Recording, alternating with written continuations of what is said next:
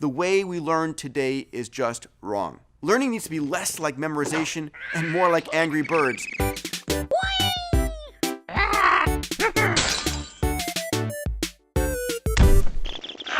50% of school dropouts name boredom as the #1 reason that they left. How do we get our kids to want to learn? The challenge is in the old-style educational system, you start at an A, and every time you get something wrong, your score gets lower and lower and lower.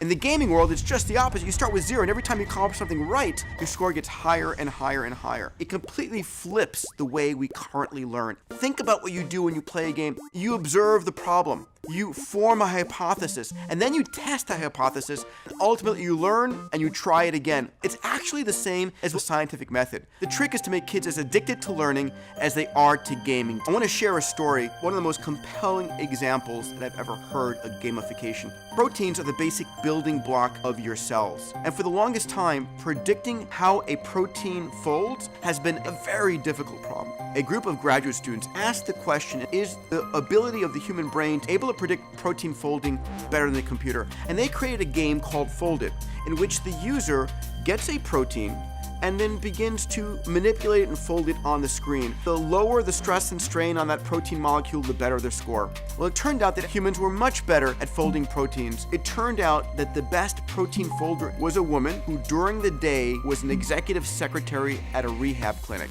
and who at night became the best protein folder on the planet.